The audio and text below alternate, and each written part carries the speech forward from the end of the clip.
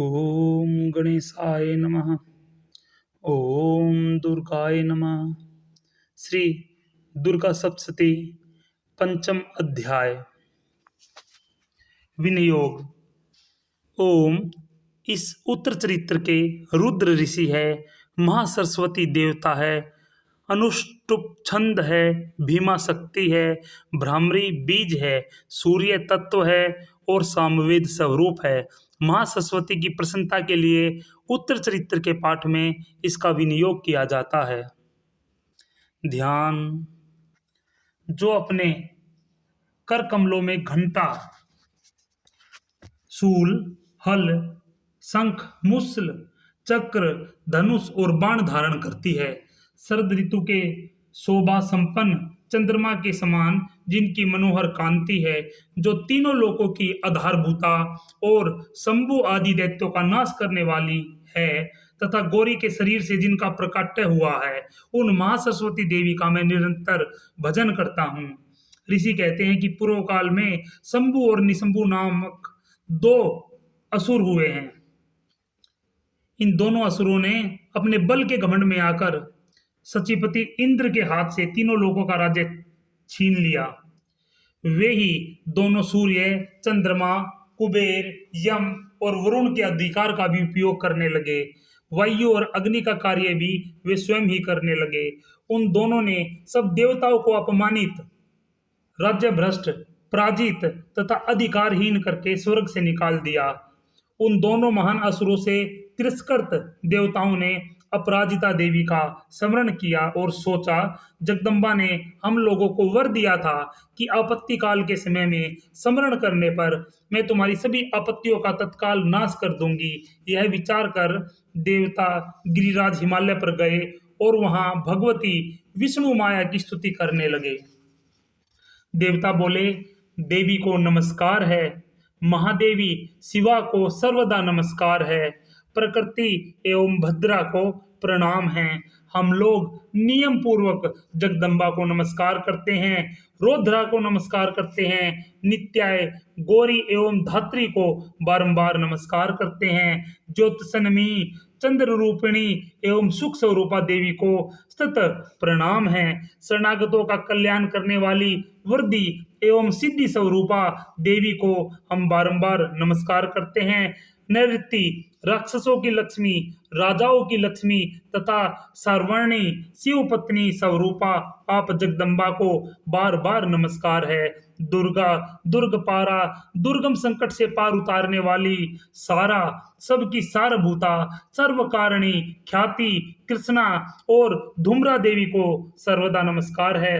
अत्यंत सौम्य तथा अत्यंत रौद्र रूपा देवी को हम नमस्कार करते हैं, उन्हें हमारा बारंबार प्रणाम है। जगत की आधारभूता कृति देवी को बार बार नमस्कार है। जो देवी सब प्राणियों में विष्णु माया के नाम से कही जाती है, उनको नमस्कार है, उनको नमस्कार है, उनको बारंबार नमस्कार है। जो देवी सब प्राणियों में चेतना कहलाती है, उनको नमस्कार है, उनको नमस्कार है, उनको बारंबार नमस्कार है। जो देवी सब प्राणियों में बुद्धि के रूप में स्थित है, उनको नमस्कार है, उनको नमस्कार है, उनको बारंबार नमस्कार है।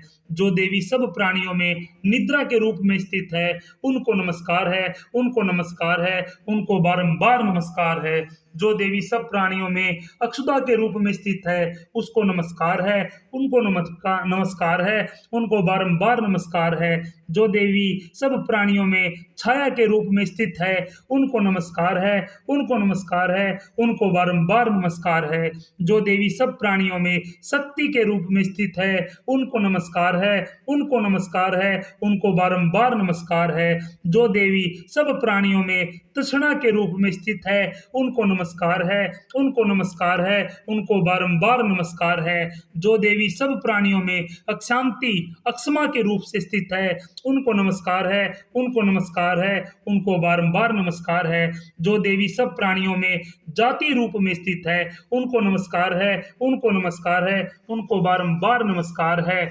जो देवी सब प्राणियों में लज्जा के रूप में स्थित है, उनको नमस्कार है, उनको नमस्कार है, उनको बारंबार नमस्कार है। जो देवी सब प्राणियों में शांति के रूप में स्थित है, उनको नमस्कार है, उनको नमस्कार है, उनको बारंबार नमस्कार है। जो देवी सब प्राणियों में श्रद्धा के रूप में स्थित है, उनको नमस्कार है, उनको नमस्कार है, उनको बारंबार नमस्कार है। जो देवी सब प्राणियों में कांति के रूप में स्थित है, उनको नमस्कार है, उनको नमस्कार है, उनको बारंबार नमस्कार है। जो देवी सब प्राणियों में लक्ष्मी के रूप में स्थित है, उनको नमस्कार है, उनको नमस्कार है, उनको बारंबार नमस्कार है। जो देवी सब प्राणियों में वृत्ति के रूप में स्थित है, उनको नमस्कार है, उनको नमस्कार है, उनको बारंबार नमस्कार है। जो देवी सब प्राणियों में समृद्धि के रूप में स्थित है, उनको नमस्कार है, उनको नमस्कार है, उनको बारंबार नमस्कार है। जो देवी सब प्राणियों में दया रूप में स्थित है, उनको नमस्कार है, उनको नमस्कार है, उनको बारंबार नमस्कार है। जो देवी सब प्राणियों में दृष्टि के रूप में स्थित है, उनको नमस्कार है, उनको नमस्कार है, उनको बारंबार नमस्कार है। जो देवी सब प्राणियों में माता रूप में स्थित है, उनको नमस्कार है, उनको नमस्कार है, उनको बारंबार नमस्कार है। जो देवी सब प्राणियों में भ्रांति रूप से स्थित है, उनको नमस्कार है, उनको नमस्कार है, उनको बारंबार नमस्कार है। जो देवी जो जीवों के इंद्रिय वर्ग की अधिष्ठात्री देवी एवं सब प्राणियों में सदा व्याप्त रहने वाली है, उन देवी को मैं बारंबार नमस्कार करता हूँ। जो देवी चैतन्य रूप से इस संपूर्ण जगत को व्याप्त करके स्थित है, उनको नमस्कार करके उनको बारंबार नमस्कार करता हूँ।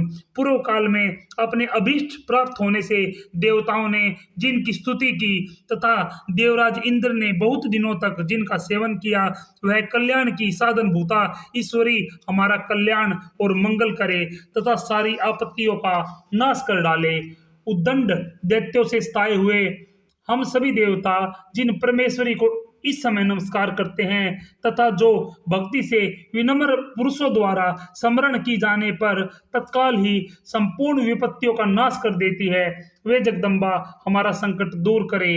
ऋषि कहते हैं, राजन, इस प्रकार जब देवता स्तुति कर रहे थे, उस समय पार्वती देवी गंगा जी के जल में स्नान करने के लिए वहां पर आई थी।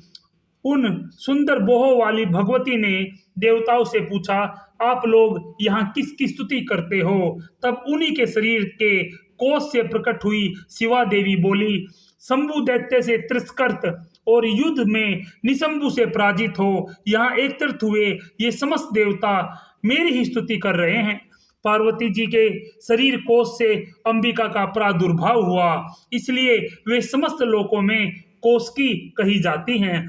कोसकी के प्रकट होने के बाद पार्वती देवी का शरीर काले रंग का हो गया, अतः वे हिमालय पर रहने वाली कालिका देवी के नाम से विख्यात हुई। तदनंतर शंभु निशंभु के भृत चंड मुंड वहां आए और उन्होंने परम मनोहर रूप धारण करने वाली अंबिका देवी को देखा। फिर वे शंभु के पास जाकर बोले, महाराज, एक अत्यंत मनोहर स्त्री है जो अपनी दिव्य कांति से हिमालय को प्रकाशित कर रही है। वैसा उत्तम रूप कहीं भी हमने नहीं देखा। हे असुरेश्वर, आप पता लगाइए वह देवी कौन है और उसे ले लीजिए। स्त्रियों में तो वह रतन है, उसका प्रत्येक अंग बहुत ही सुंदर है तथा वह अपने श्रीअंगों की प्रभा से संपूर्ण दिशाओं में प्रकाश फैला रही है। दैत्यराज, अभी वह हिमालय पर मौजूद है, आप उसे देख सकते हैं। प्रभु, तीनों लोकों में मणि, हाथी, घोड़े आदि जितने भी रतन हैं, वे इस समय आपके घर में शोभा पाते हैं। हाथियों में रतन ऐरावत, यह पारिजात का वृक्ष और यह उच्च सर्वा घोड़ा, यह सब आपने इंद्र से ले लिया। हंसों से जुता हुआ यह विमान भी आपके आंगन में शोभा पाता है। यह रतनभूत अद्वैत विमान जो पहले ब्रह्मा जी के पास था, अब आपके यहाँ लाया गया है। यह महापदम नामक निधि आप कुबेर से छीन लाए हैं। समुद्र ने भी आपको किलिंकिनी नाम की माला भेंट की है जो केसरों से सुशोभित है। जिसके कमल कभी कुमलाते नहीं हैं। सुवर्ण की वर्षा करने वाला वरुण का छत्र भी आपके घर में शोभा पाता है, तथा यह श्रेष्ठ रथ जो पहले प्रजापति के अधिकार में था अब आपके पास मौजूद है। दैत्येश्वर, मृत्यु की उत्क्रंदिता नाम वाली शक्ति भी आपने छीन ली है, तथा वरुण का पास और समुद्र में होने वाले सब प्रकार के रतन आपके भाई निशुंभ के अधिकार में है। अग्नि भी स्वतः शुद्ध किए हुए 2 वस्त्र आपकी सेवा में अर्पित किए हैं। दैत्यराज, इस प्रकार सभी रतन आपने एकत्रित कर लिए हैं। फिर यह जो स्त्रियों में रतन रूप कल्याणमयी देवी है, इसे आप क्यों नहीं अपने अधिकार में कर लेते। ऋषि कहते हैं कि चंडमुंड का यह वचन सुनकर शंभु ने महादैत्य सुग्रीव को दूत बनाकर देवी के पास भेजा और कहा, तुम मेरी आज्ञा से उसके सामने ये बात कहना और ऐसा उपाय करना जिससे प्रसन्न होकर वह शीघ्र ही यहाँ आ जाए। यह दूत पर्वत के अत्यंत रमणीय प्रदेश में जहां देवी मौजूद थी वहां गया और मधुर वाणी में कोमल वचन बोला। दूत बोला, देवी, दैत्यराज शंभु इस समय तीनों लोकों के परमेश्वर है। मैं उन्हीं का भेजा हुआ दूत हूँ और यहाँ तुम्हारे ही पास आया हूँ। उनकी आज्ञा सदा सब देवता एक स्वर में मानते हैं, कोई उसका उल्लंघन नहीं कर सकता। यहाँ वे संपूर्ण देवताओं को परास्त कर चुके हैं। उन्होंने तुम्हारे लिए जो संदेश भेजा है उसे सुनो। संपूर्ण त्रिलोकी मेरे अधिकार में है, देवता भी मेरी आज्ञा के अधीन चलते हैं। संपूर्ण यज्ञों के भाग को मैं ही पृथक पृथक भोगता हूँ। तीनों लोकों में जितने श्रेष्ठ रतन हैं वे सब मेरे अधिकार में हैं। देवराज इंद्र का वाहन ऐरावत जो हाथियों में रतन के समान है वो मैंने छीन लिया है। क्षीर सागर का मंथन करके जो अश्वरतन उच्च सर्वा प्रकट हुआ था उसे देवताओं ने मेरे पैरों में पड़कर समर्पित किया है। सुंदरी, उनके सिवा और भी जितने भी रतनभूत पदार्थ देवताओं, गंधर्वों और नागों के पास थे वे सब मेरे पास आ गए हैं। देवी, हम लोग तुम्हें संसार की स्त्रियों में रतन मानते हैं, अतः तुम हमारे पास आ जाओ, क्योंकि रत्नों का उपभोग करने वाले हम ही हैं। चंचल कटाक्षों वाली सुंदरी, तुम मेरे या मेरे भाई महापराक्रमी निशुंभ की सेवा में आ जाओ, क्योंकि तुम रतन स्वरूपा हो। मेरे वर्ण करने से तुम्हें तुलना रहित महान ऐश्वर्य की प्राप्ति होगी। अपनी बुद्धि से यह विचार कर तुम मेरी पत्नी बन जाओ। ऋषि कहते हैं, दूत के ये वचन कहने पर कल्याणमयी भगवती दुर्गा देवी जो इस जगत को धारण करती है मन ही मन गंभीर भाव से मुस्कुराई और इस प्रकार बोली। देवी ने कहा, दूत, तुमने सत्य कहा है, इसमें तनिक भी मिथ्या नहीं है कि शंभु तीनों लोकों का स्वामी है और निशुंभु भी उसी के समान पराक्रमी है। किंतु इस विषय में मैंने जो प्रतिज्ञा कर रखी है उसे मैं मिथ्या कैसे करूं। मैंने अपनी अल्प बुद्धि के कारण पहले से ही जो प्रतिज्ञा कर रखी है अब उसे सुनो। जो मुझे संग्राम में जीत लेगा, जो मेरे अभिमान को चूर्ण कर देगा तथा संसार में जो मेरे समान बलवान होगा वही मेरा स्वामी होगा। इसलिए शंभु अथवा महादैत्य निशुंभु स्वयं ही यहाँ पधारे और मुझे जीतकर शीघ्र ही मेरा पानी ग्रहण कर ले। इसमें विलंब की क्या आवश्यकता है। दूत बोला, देवी, तुम घमंड में भरी हो, मेरे सामने ऐसी बातें ना करो। तीनों लोकों में कौन ऐसा पुरुष है जो शंभु निशुंभु के सामने खड़ा हो सके।